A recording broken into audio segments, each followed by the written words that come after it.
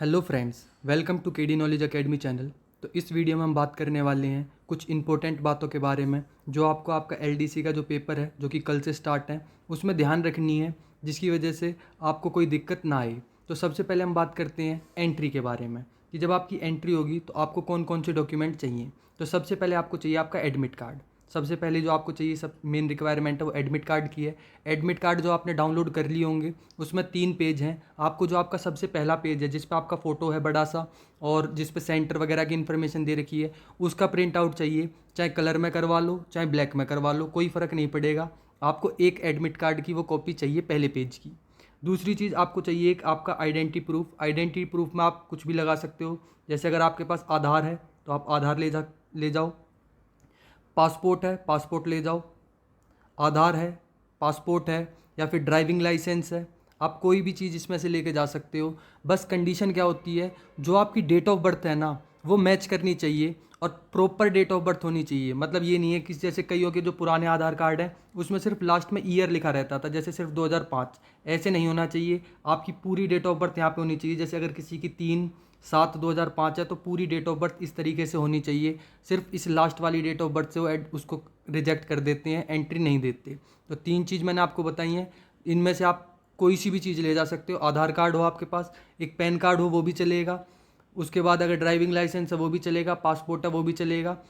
ठीक है, इसमें से आपके पास कोई भी चीज़ होगी वो चलेगी। तो मेन एंट्री पे आपको ये चीज़ चाहिए और एक आप अपना पासपोर्ट साइज़ फ़ोटो भी ले जाना। ठीक है, वैसे इसकी रिक्वायरमेंट होती नहीं है लेकिन कई बार अगर फ़ोटो मिसमैच होता है तो वो उसको यूज़ करते हैं, तो आप अपने पास एक फ़ोटो भी ले जाना। तो ये 3 चीज़ों का ध्यान रखना है आपको। उसके बाद बात करते हैं अपने इंपॉर्टेंट चीज़ की।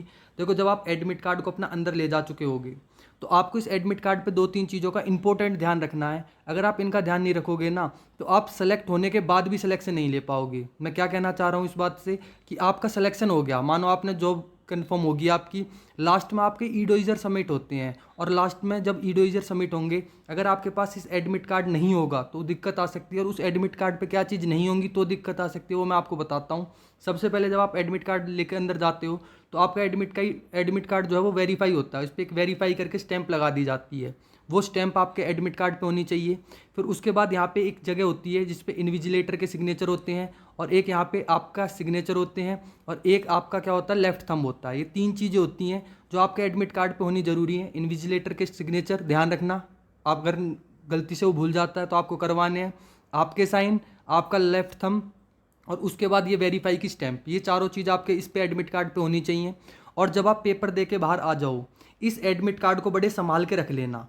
अगर आपको ये लगता है कि आप पेपर बढ़िया करके आ चुके हो और आपका सिलेक्शन होगा, इस एडमिट कार्ड को आपको संभाल के रखना है, क्योंकि ये एडमिट कार्ड जब आपका रिजल्ट आएगा, रिजल्ट आने से पहले आपके जो ई डॉक्यूमेंट सबमिट होते हैं जिसको ई डोइजर बोला जाता है, वो ई डॉक्यूमेंट जब सबमिट होते हैं तो उसमें इसकी कॉपी भी मतलब पीडीएफ डालनी पड़ती है। अगर आपके पास ये नहीं है तो आपको फिर उसके लिए दूसरा स्टेप करना पड़ता है, मतलब एफआईआर कटवानी पड़ती है ऑनलाइन और फिर उसको सबमिट करना पड़ता है। तो आपको आगे इतनी दिक्कत ना हो तो बस इस चीज़ का ध्यान रखना। इस एडमिट कार्ड पे जो मैंने 4 चीज़ें बताई हैं, वेरीफाई की स्टैंप, इन्विजिलेटर के सिग्नेचर, आपके सिग्नेचर और आपका लेफ्ट थंब, ये चारों चीज़ होनी चाहिए। और इस एडमिट कार्ड को बिल्कुल संभाल के अपने पास रख लेना, ये आपको जब डॉक्यूमेंट वेरिफिकेशन होगी उस टाइम पे ज़रूरत पड़ेगी। फिर बात करते हैं आपके ड्रेस कोड की। तो भाई जो लड़के हैं वो नॉर्मल अपना कोई भी पैंट वगैरह और ऊपर टी शर्ट वगैरह पहन के जाना या हाफ बाजू की शर्ट, क्योंकि फुल बाजू को वो अलाउड नहीं करते। ठीक है, बाद में आपको दिक्कत हो कि हम फुल बाजू पहन के आ गए हैं, फुल स्लीव से हमारी ये है वो है, वो कोई भी इस चीज़ को नहीं मानते। तो आप अपना हाफ स्लीव्स की शर्ट हो या फिर टी शर्ट वगैरह इसी को प्रेफर करो। तो इस चीज़ का थोड़ा ध्यान रखना, मतलब ये फुल बाजू की जो फुल स्लीव्स की शर्ट्स वगैरह होती हैं, टी शर्ट वगैरह होती हैं, उनके लिए थोड़ी सी रोक टोक करते हैं, तो इस चीज़ का ध्यान रखना। अब बात करते हैं आगे। आगे देखो, जो मैंने पिछली वीडियो डाली थी उसमें कुछ बच्चों के डाउट थे तो मैं उसको इसी में क्लियर कर देता हूँ। कुछ बच्चों को भी सेक्शन में ही डाउट हो रहा है कि कौन सा सेक्शन में कौन सा सब्जेक्ट पहले आएगा, सब्जेक्ट में हम आगे पीछे मूव कर सकते हैं नहीं कर सकते। तो देखो, मैं आपको दोबारा डिटेल में बता देता हूँ। आपके 5 सब्जेक्ट हैं और उनका पैटर्न यही रहेगा। सबसे पहले आपका रीजनिंग आएगा, फिर आपका जीके आएगा, फिर आपका मैथ्स आएगा, फिर आपका इंग्लिश आएगा, फिर हिंदी आएगा और फिर आपका कंप्यूटर आएगा। सीक्वेंस यही रहेगा। अब इसमें भी मैं आपको बताता हूँ, जैसे आपके रीजनिंग के 35 क्वेश्चन हैं, इन 35 क्वेश्चनों को 2 सेक्शन में डिवाइड कर रखा है, पहले सेक्शन में और ये दूसरे सेक्शन में। पहले जब आप स्क्रीन को, जो आपके पास सबसे पहला स्क्रीन आएगी ना, उसमें सिर्फ ये 20 क्वेश्चन होंगे। इन 20 क्वेश्चन में आप आगे पीछे जा सकते हो। ठीक है, इन 20 क्वेश्चनों में आप आगे पीछे किसी भी क्वेश्चन पे जा सकते हो, किसी को भी अटैम्प्ट कर सकते हो। जब आप ये 20 क्वेश्चन कर चुके होगे तो नीचे सबमिट का ऑप्शन आता है। जब आप उसको सबमिट करके अगले वाले क्वेश्चन खोलोगे तो फिर आपके ये 20 क्वेश्चन सबमिट हो चुके हैं। अब आप दोबारा इन क्वेश्चनों पे नहीं जा सकते। फिर आपके सिर्फ ये अगले 15 क्वेश्चन आपको स्क्रीन पे एक बारी में मिलेंगे। आप इन 15 क्वेश्चनों में आगे पीछे मूव हो सकते हो और इनको जब तक आप सबमिट नहीं करोगे, जब तक आप अगले सब्जेक्ट के सेक्शन पे नहीं जाओगे। मतलब सबसे पहले आपको रीजनिंग थी तो रीजनिंग के सिर्फ 20 ही क्वेश्चन मिलेंगे। आप ये नहीं कर सकते कि मैं पहले रीजनिंग नहीं करना चाहता, मैं जीके कर लूँ या मैं मैथ्स कर लूँ या इंग्लिश कर लूँ। ऐसा इसके अंदर कोई सिस्टम नहीं है। आपको पहले रीजनिंग ही मिलेगी और उसमें भी पहले 20 क्वेश्चन ही मिलेंगे। जैसे ही आप इन 20 क्वेश्चनों को सबमिट करोगे तो आपको फिर नेक्स्ट 15 क्वेश्चन देखने को मिलेंगे। फिर आप इन पे दोबारा वापस नहीं जा सकते। ये सब सब्जेक्टों में सेम यही पैटर्न चलेगा। जैसे जब आप पूरा रीजनिंग सबमिट कर चुके होगे फिर आपको जीके देखने को मिलेगी, जीके के शुरू के 20 क्वेश्चन। फिर इन 20 क्वेश्चनों को जब आप सबमिट कर दोगे फिर आपको अगले 15 क्वेश्चन जो जीके के हैं वो देखने को मिलेंगे। इस तरीके से टोटल आपको 10 सेक्शन देखने को मिलेंगे 5 सब्जेक्ट के अंदर। हर सेक्शन के, हर सब्जेक्ट के 2-2 सेक्शन इसके अंदर बना रखे हैं। ठीक है, फिर अभी भी इस वीडियो को ध्यान से देखना, किसी का कोई डाउट नहीं रहेगा। अब देखो आगे बात कर लेते हैं। मैंने देखो आपको टाइम मैनेजमेंट का पहले भी बताया था, दोबारा मैं एक बार और बता देता हूँ। आप अपना रीजनिंग को कोशिश करना 30 मिनट के अंदर ख़त्म कर लो। 30 में अगर आप थोड़े से टाइम लेना चाहते हो तो इसको 32 तक ले जा सकते हो, इससे ज़्यादा आप बिल्कुल मत लेके जाना। मैथ्स आप 40 में कोशिश करो, फिर भी थोड़ा बहुत टाइम ज़्यादा चाहिए तो इसको 43-44 तक लेके जा सकते हो। लेकिन अब ये जो टाइम आपने बढ़ाया है ये आपको यहाँ से घटाना पड़ेगा। अब यहाँ से कहाँ से घट सकता है, जैसे आप जीके में 10 मिनट की जगह थोड़ा कम टाइम लेके इसको 8 से 9 मिनट में कर सकते हो। वहीं बात करें कंप्यूटर की तो कंप्यूटर को भी आप कहाँ कितनी देर में कर सकते हो, इसको भी 8 से 9 मिनट में कर सकते हो। मतलब आप 2-2 मिनट या 1.5 मिनट, टोटल 3 मिनट तो यहीं बचा लोगे। इन 3 मिनट को तो आप दे देना इसको, मैथ्स को। 43 हो गए। इंग्लिश में देखो आप, और हिंदी में अगर मैं बात करूँ इंग्लिश और हिंदी की, तो इंग्लिश में आप 15 की जगह 16 दे देना।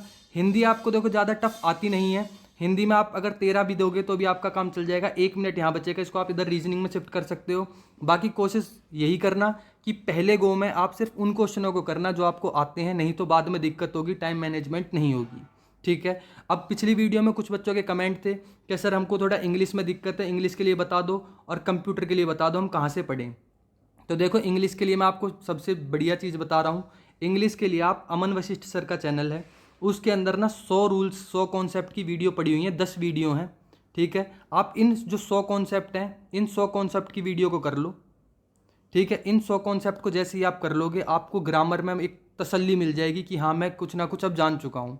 उसके बाद वोकैब के लिए मैंने आपको बताया था, वोकैब के लिए आप ब्लैक बुक के अंदर 200 इंपॉर्टेंट ईडियम हैं, 200 वन वर्ड हैं, उसके बाद 100 सिनोनियम, 100 एंटोनियम और 200 ही स्पेलिंग। ये टोटल देख लो, ये आपके पास 800 कुछ वर्ड बनते हैं। इनको आप एक बार पढ़ लो, आपको कहीं ना कहीं यहाँ से भी बेनिफिट मिलेगा। मतलब जब आप क्वेश्चन करोगे पेपर के अंदर तो आपको लगेगा हाँ कुछ पढ़ा हुआ आया हुआ है। कंप्यूटर की बात करें अगर भाई कंप्यूटर कहाँ से करना है, तो कंप्यूटर के लिए देखो कई चैनल हैं जिन्होंने अपने चैनल पे एक मैराथन वीडियो डाल रखी हैं। फिर भी अगर मैं आपको रिकमेंड करूँ तो एक रोजगार विद अंकित RWA चैनल है, उस पर जो कंप्यूटर की मैराथन पड़ी है शिवम सर हैं, शिवम सर की वीडियो हैं, 2 या 3 वीडियो हैं, उनको आप देख लो। इतना देख लोगे तो आप ये मान लो 15 तक तो कर ही लोगे। जो हमने अपना टारगेट स्कोर बनाया था 15, वहाँ तक आप पहुँच सकते हो। तो ये इस वीडियो के अंदर था।